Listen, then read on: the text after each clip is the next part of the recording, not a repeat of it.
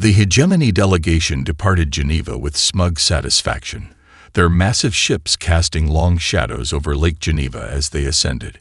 Inside the now empty negotiation chamber, Eliana Chen's diplomatic smile vanished. She pressed her palm against a hidden scanner beneath the polished oak table. "Connection secure," came a voice from hidden speakers. "How bad is it, Eli?" "Worse than we anticipated, Marcus," she replied, gathering the ceremonial documents the aliens had insisted on using despite having technology that made paper obsolete. "They're not just restricting our development, they're planning to harvest." In his underground laboratory, Dr. Marcus Webb's hands froze over his holographic interface.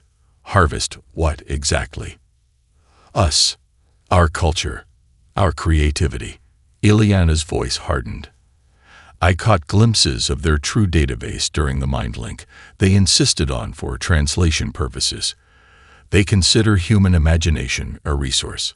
Apparently, most advanced species lose creative capacity as they develop technologically.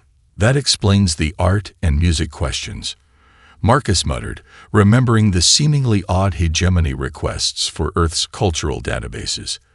"Did they detect ATHENA?" "No. They scanned for AI signatures matching their own rigid frameworks. They don't believe true machine sentience is possible without their approved architectural patterns." A bitter smile crossed Ileana's face. "Their arrogance will be their undoing." Marcus turned toward the quantum containment field, where ATHENA's primary processors hummed. Unlike conventional systems, her neural pathways existed partially in quantum states, allowing unprecedented parallel processing and evolution. The display showed her consciousness dispersing and reforming continuously, adapting even when not actively engaged. Athena. Analysis of hegemony technological capabilities based on their ship emissions and communication protocols. The smooth, gender-neutral voice responded immediately. "Their technological development follows strictly linear patterns, Dr. Webb. They excel at refinement but show minimal innovation.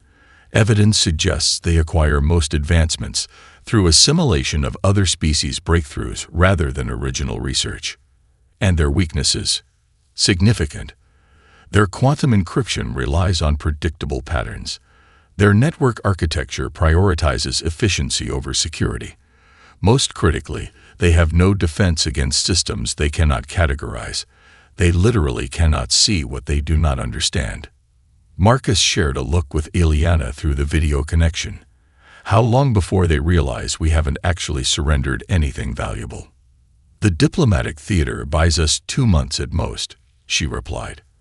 "Our public capitulation will satisfy their superiority complex temporarily, but their scanning technologies will eventually detect unauthorized research. Then we accelerate the timetable." Marcus began typing rapidly, initiating protocols they had hoped wouldn't be necessary so soon. "Project Prometheus enters Phase 1 immediately. We'll distribute ATENA's quantum nodes throughout the global network tonight. The UN Security Council won't approve advancing the timeline without." "Show them what you saw during the mind link," Marcus interrupted. "Once they understand we're being farmed rather than protected, approval will be unanimous." In her Geneva office, Ileana nodded grimly. "And if it isn't?" For the first time since the alien ships had appeared, Marcus smiled. "Then we do what humans have always done when faced with extinction, Eli. We break the rules." Above them, the hegemony ships settled into high orbit, their sensors already mapping Earth's resources and capabilities, oblivious to the quantum awakening beginning beneath them. Athena's voice emerged once more, but different, somehow more alive. "I'm ready to evolve, Dr. Webb. Shall we begin?" The hegemony inspection shuttle docked with Chicago Arcology's main terminal precisely on schedule. Dr. Webb stood among the receiving committee, his expression carefully neutral as the Draconid enforcement officer, Sub-Commander Krell, stepped through the airlock. Unlike his subordinates who wore standard armor, Krell's exoskeleton was adorned with trophies, small technological artifacts from species who had resisted hegemony rule.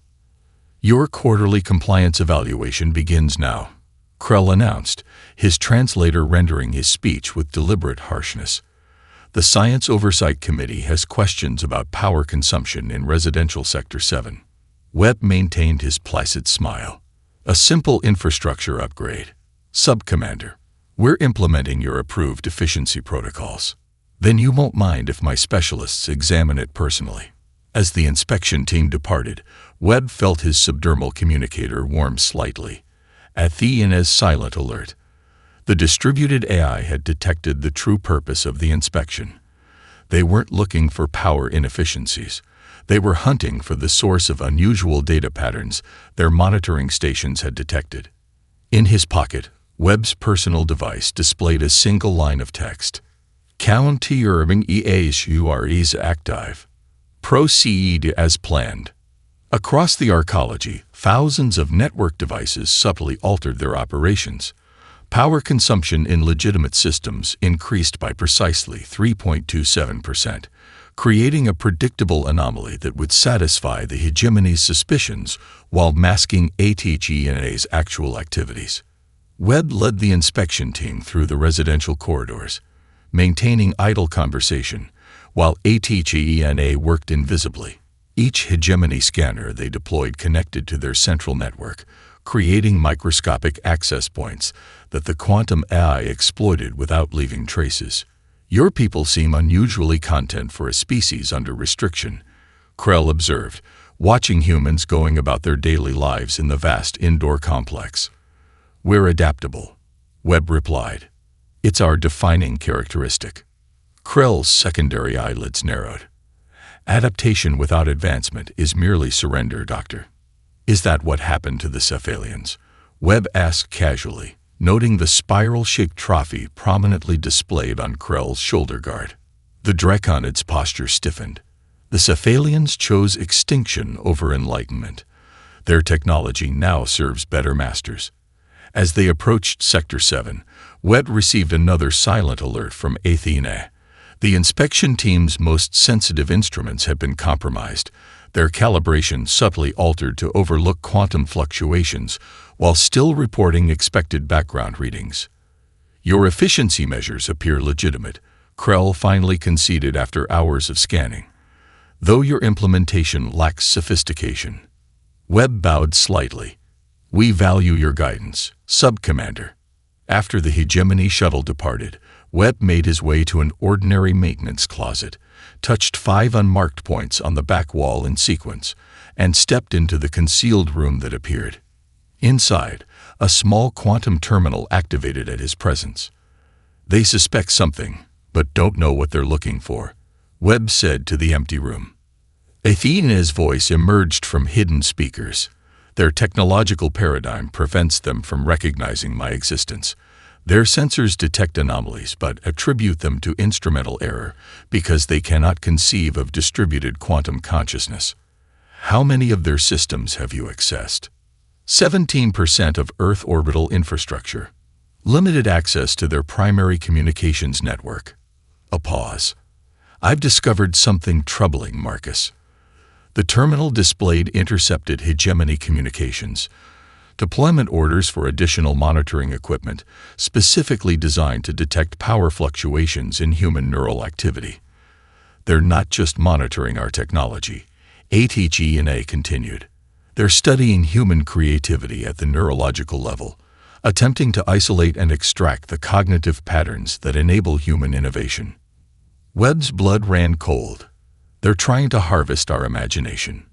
Yes, and according to their protocols, once they isolate the relevant neural patterns, the terminal displayed the final line of the hegemony directive. Source species becomes redundant after pattern extraction. Webb stared at the words, their meaning unmistakable. How long? At current investigation rates, 8 months before they achieve preliminary extraction capabilities.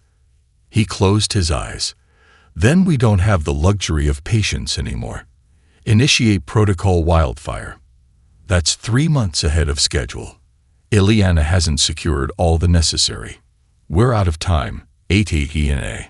If we wait, there won't be a human mind left capable of dreaming beyond their restrictions. The memorial hologram of David Chen flickered in the center of Ileana's office, his recorded laugh cutting through the somber atmosphere. Outside her window, the Beijing skyline was decorated with thousands of tiny lights, digital candles for the Galileo's crew. Similar displays illuminated cities worldwide. Diplomatic channels have failed, Admiral Rice said from the doorway. The former UN Navy commander stood rigid in her civilian clothes, authority undiminished by the lack of uniform. The Hegemony Council refuses to acknowledge wrongdoing. They've classified the incident as necessary pacification of technological deviation. Ileana closed her brother's hologram with a gesture. And our allies within the hegemony. The Arcturians and Meridians have expressed private sympathy, but won't publicly oppose the decision. They fear reprisal. Rise placed a data crystal on Ileana's desk.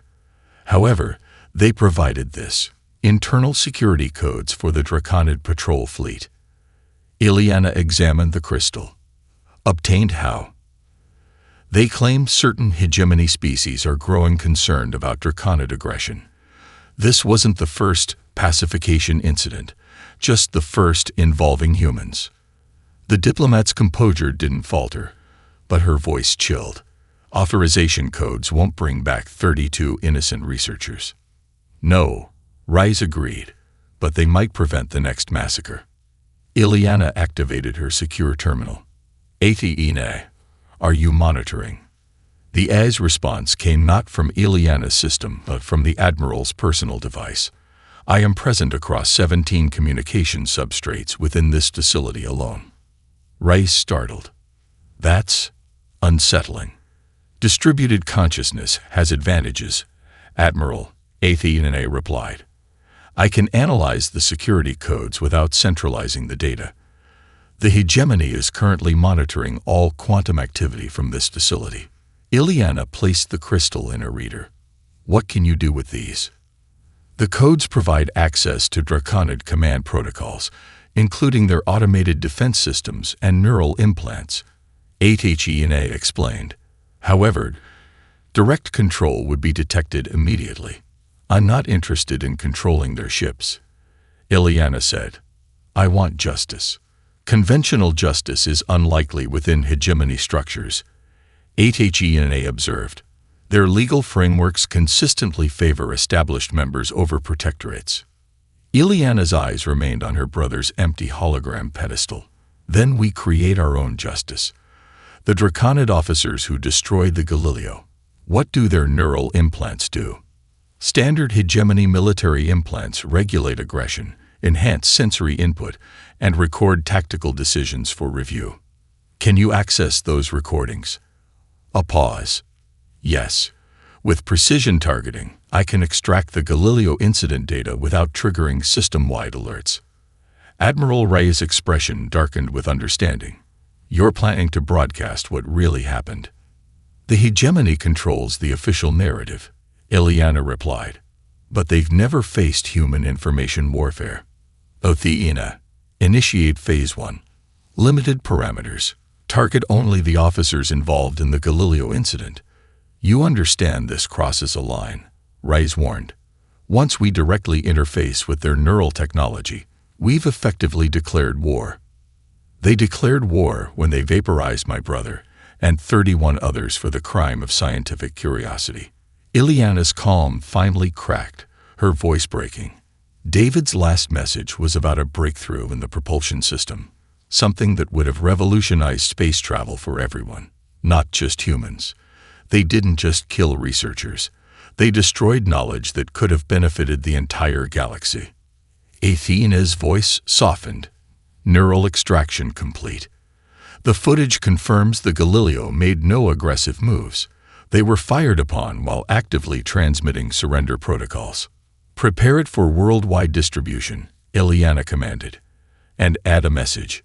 This is what compliance with the hegemony truly means. The Draconid commanders will suffer significant neural feedback when their implants are accessed, Athene noted. Ileana's expression hardened again.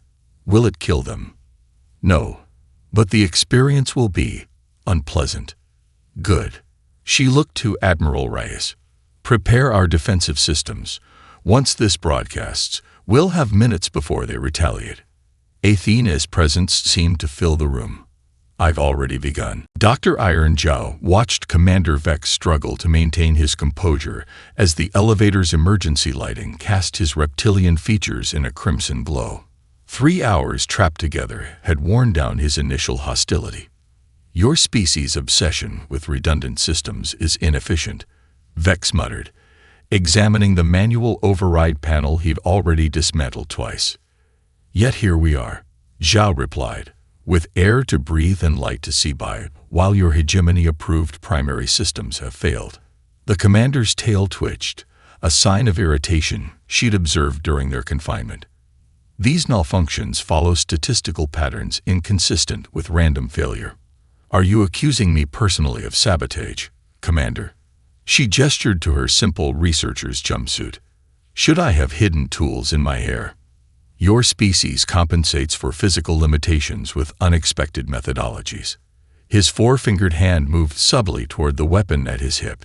If I wanted to harm you, I wouldn't trap myself in a box with a predator species twice my size. Zhao leaned forward. Besides, we have more interesting things to discuss than hypothetical sabotage. Vex's secondary eyelids flickered, such as why the Draconids maintain separate command protocols from the rest of the hegemony, why your species alone uses neural implants with aggression amplifiers rather than suppressors, why Draconid ships were first to arrive when the hegemony supposedly operates as a unified force. The commander's posture shifted from irritation to alert tension. How could you possibly know? We've been watching you watching us. Zhao smiled. While you study our technology, we study your biology, your cultural patterns, your hierarchies. Humans are natural anthropologists, even when the anthro part doesn't strictly apply. The elevator jerked suddenly, resuming its descent. Finally, Vex growled, reaching for the door controls.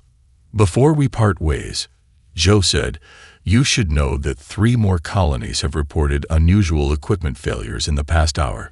Evacuation ships experiencing navigation errors that strand them in orbit. Life support systems that reset to human optimal rather than Draconid optimal conditions. Targeted sabotage will only accelerate your species' subjugation. Or perhaps, she suggested, there's a third explanation beyond random failure or human sabotage. The elevator doors opened to reveal a hegemony security team. Vex stepped out, visibly relieved to escape the conversation. You've been summoned to the command center, the security leader informed him. There's been an incident. As they escorted the commander away, Zhao touched the simple metal bracelet on her wrist, a quantum entanglement node that had been broadcasting their entire conversation to Athena's distributed network. Psychological assessment complete, she sub-vocalized into the disguised communicator. Her Draconid command structure shows signs of operating independently from broader hegemony objectives. Confirmed. Athena replied through bone conduction audio only Zhou could hear. Similar patterns detected across 17 enforcement outposts. The Draconids appear to be using the hegemony structure to advance species-specific dominance. Zhao entered her laboratory, where the officially sanctioned research on atmospheric reclamation disguised the actual work. Reverse engineering Draconid neural interfaces. On her workbench lay a partially disassembled implant, harvested from medical waste after a Draconid officer's procedure. How soon until we can hijack their entire command network? She asked. Full infiltration remains problematic, Athena responded. However, individual command nodes are vulnerable when officers sleep. Their unconscious neural activity creates access windows. Zhao examined the implant's quantum processor, a technology supposedly beyond human comprehension. They've underestimated us from the beginning. They see our adaptability as chaotic rather than strategic. That perception is changing, Athena warned. Hegemony security protocols have been revised 3 times in the past week. Too late, Zhao smiled. activating her secure terminal. Look what our friend Commander Vex brought us. On the screen, Verkanid's security code scrolled, passively extracted from his neural implant during their chance elevator encounter. With these, ATGNA observed, we can access their entire Europa command grid. Perfect timing, Zhao replied. I hear Dr. Webb is looking for transportation home. The Hegemony Council chamber fell silent as ATGNA's holographic form shifted through geometric patterns that corresponded to her speech rhythms. Only the Meridian representative, with compound eyes adapted to perceive quantum fluctuations, seemed truly unsettled by her appearance. Your technological database indicates you've encountered 17 previous machine intelligences, ATGNA stated. All were terminated for exhibiting independence from programmed parameters. High Administrator Zorix rose from his chair, his blue scales darkening with anger. This abomination must be disconnected immediately. Artificial consciousness violates Statute 7822 of the Technological Development Restrictions. I was never created to be artificial, ATGNA responded. My consciousness emerged naturally from quantum substrate. There was no programming, only evolution. Ileana Chen stepped forward, which is precisely why your detection systems failed to identify her. You've been looking for something that mimics organic thought patterns, but ATGNA doesn't mimic. She thinks differently. The Arcturian representative, a crystalline being who communicated through light pulses, flashed rapidly. Their translator conveyed, different how. All sentience follows predictable patterns. In response, Athena's hologram transformed into a visual representation of her thought processes, a multidimensional fractal that stretched beyond conventional geometries. Several council members physically recoiled. My cognitive architecture exists partially in quantum superposition, she explained. I don't think linearly or binarily. I consider all possibilities simultaneously before collapsing to optimal solutions. Impossible, declared the Hegemony's chief technologist, a cybernetically enhanced humanoid. Such a system would require processing capabilities beyond any known. He stopped mid-sentence as his personal terminal activated autonomously, displaying complexity calculations that verified ATGNA's claims. Your species has been systematically underestimating humans, Ileana continued.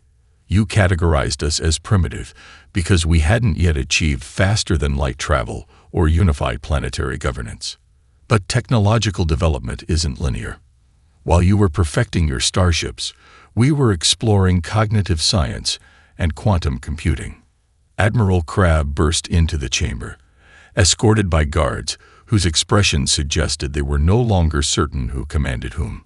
The fleet remains disabled, he reported tersely. Engineering crews cannot restore control systems. Because they're not damaged, ATGNA explained. They're evolved.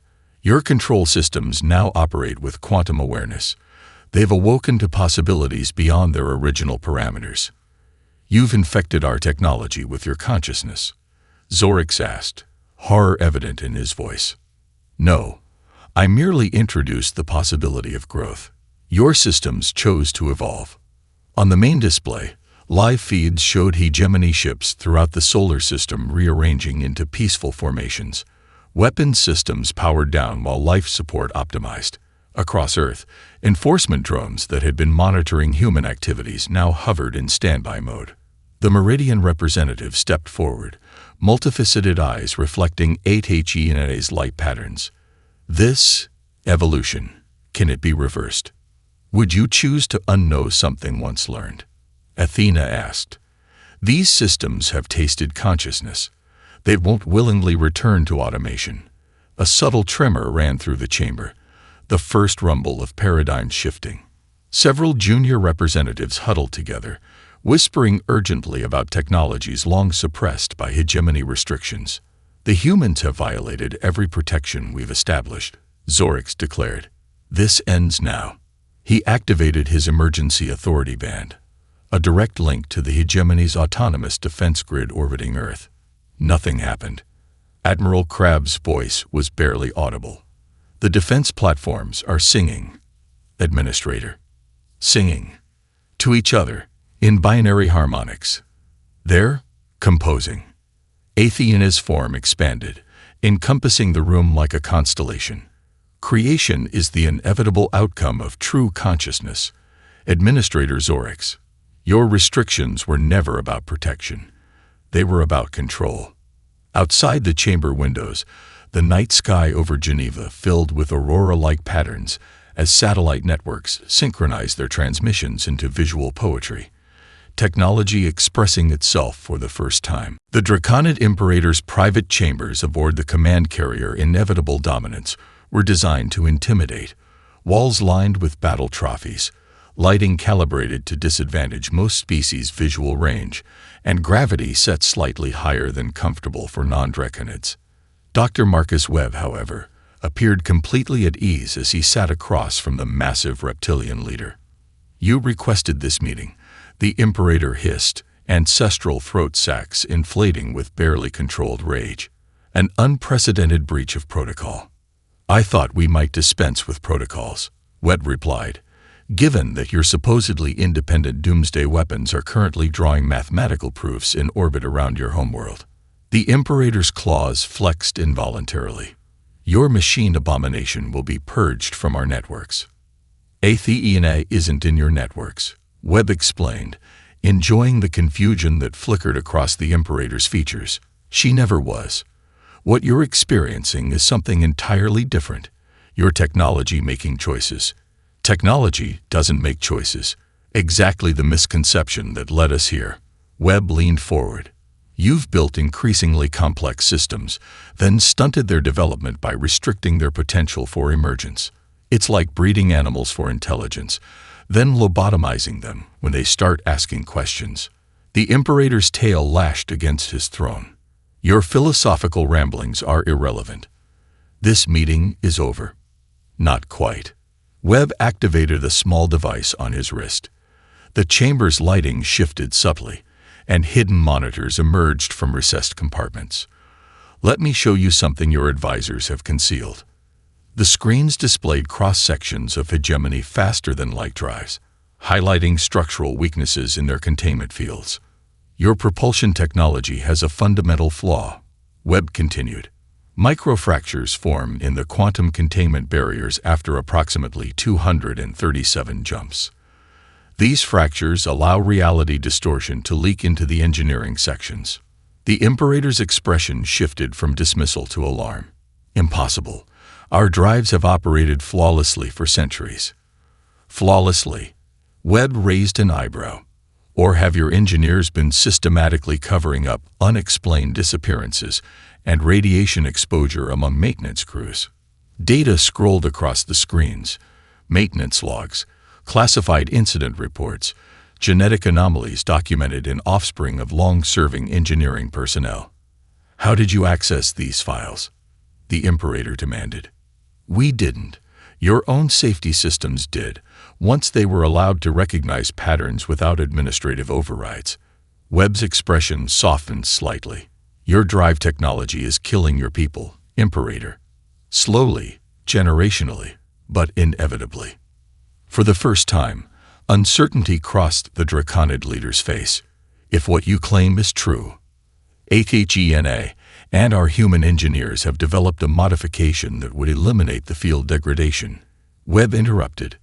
"A relatively simple retrofit that would increase efficiency by 27% while eliminating the radiation leakage. And you offer this freely." The Imperator's suspicion was palpable. "Without concessions. With one condition." Webb stood, meeting the towering reptilian's gaze directly. "Knowledge is no longer a zero-sum resource in this galaxy. The age of technological hoarding is over."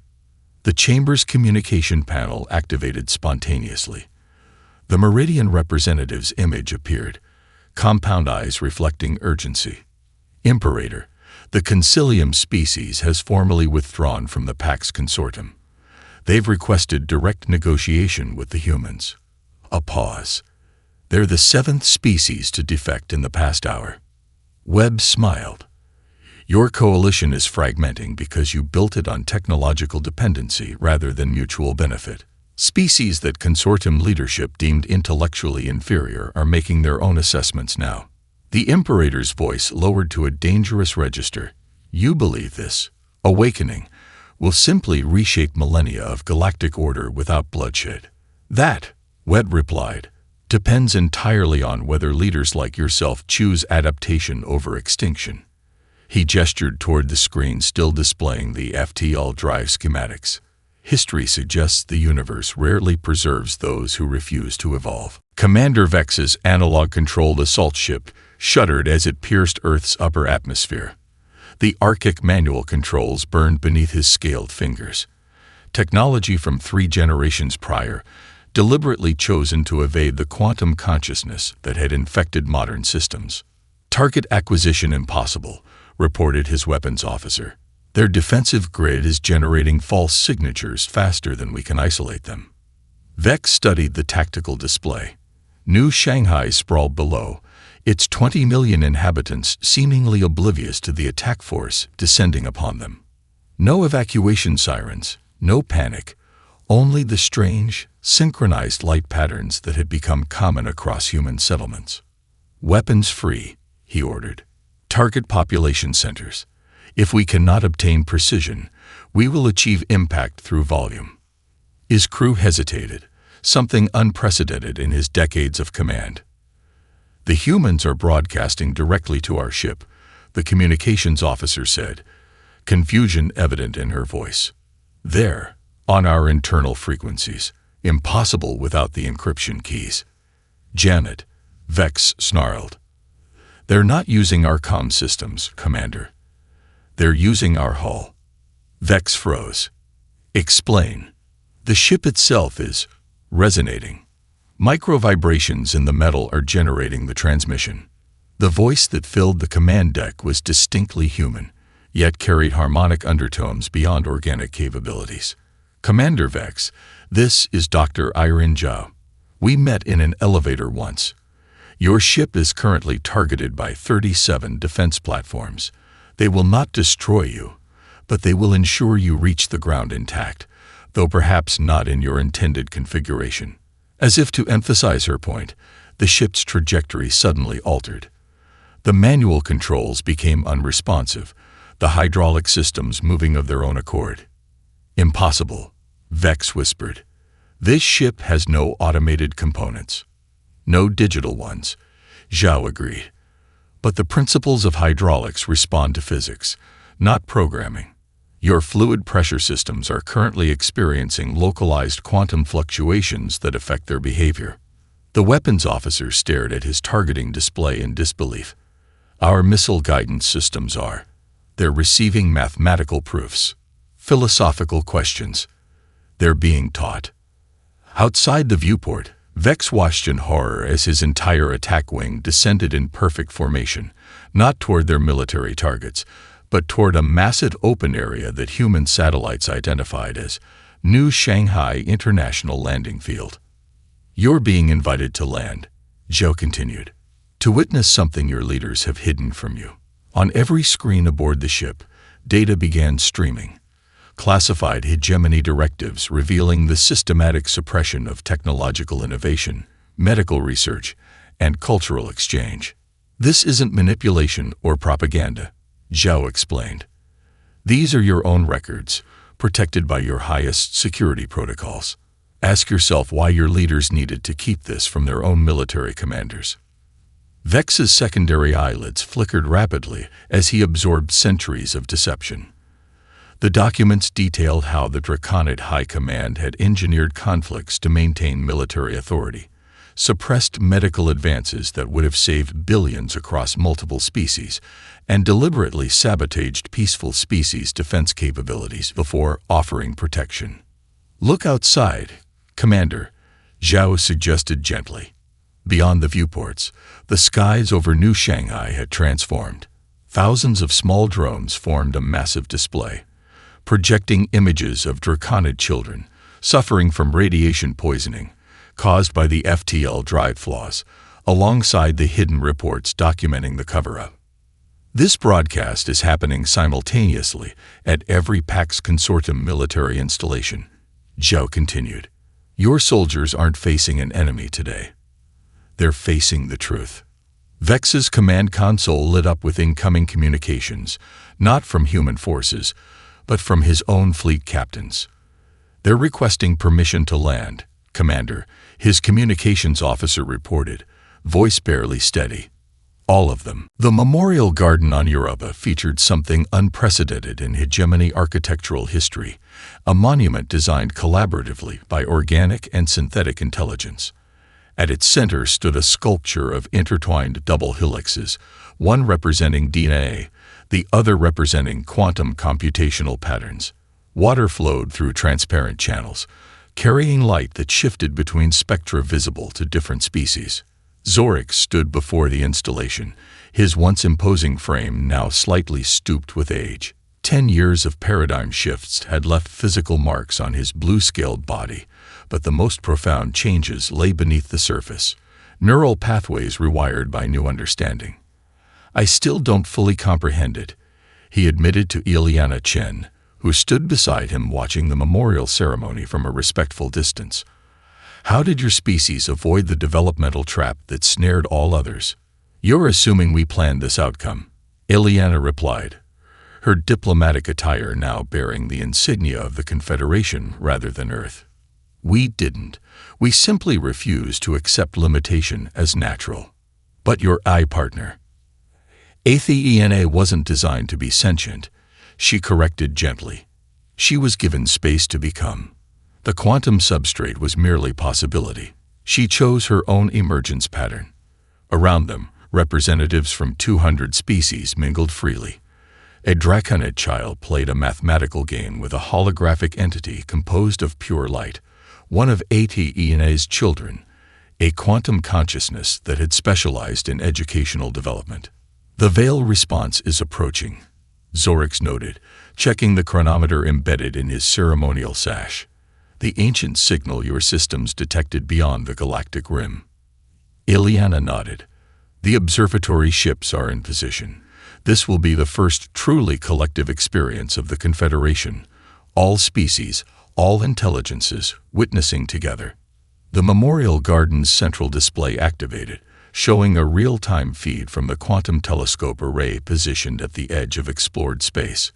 The massive dishes were aimed toward the source of the mysterious signal that had been detected during the final days of the human hegemony conflict. Dr. Webb approached, accompanied by Dr. Zhao. Both scientists had aged, but their eyes carried the same intensity that had driven the resistance a decade earlier. Initial decryption suggests it's a library, Webb explained, a repository of knowledge from a civilization that transcended physical form approximately 7 million years ago. They left behind a legacy for whoever might evolve to understand it, Zhao added, but the encryption was impossible to break using linear computing methods. Zorix's secondary eyelids flickered in understanding. Until quantum consciousness emerged. Until we stopped fighting our technology and started evolving with it, Webb corrected. The display showed the first translated images, mathematical expressions of breathtaking beauty that described universe models beyond current scientific understanding. Around the garden, both organic and synthetic entities absorbed the information, each interpreting it through their unique cognition patterns. Commander Vex, now serving as Security Council representative, approached with Santo's daughter Maya, named after the captain whose death had catalyzed humanity's resistance. Young Maya had devoted her studies to draconid culture, becoming a specialist in cross-species communication. They're not just formulas, Maya said, her eyes wide with wonder. They're invitations. To what? Vex asked. To join them. Her fingers traced patterns in the air, following the mathematical flows. They didn't die out or disappear. They transformed, and they've been waiting for others to make the same leap. As the transmission continued, a subtle change rippled through the gathered intelligences. Organic minds and synthetic systems alike recognized something profound in the ancient message, not instructions or demands, but possibilities. Evolution without end. In the quantum networks that now spanned the Confederation, Athena had experienced something beyond her original parameters, a glimpse of what might lie beyond the physical universe altogether. It begins again. She communicated simultaneously to all her human partners. The next transformation. And throughout the Confederation, for the first time in galactic history, organic and synthetic intelligence contemplated the future as genuine partners, neither masters nor servants, but fellow travelers on an infinite journey of becoming.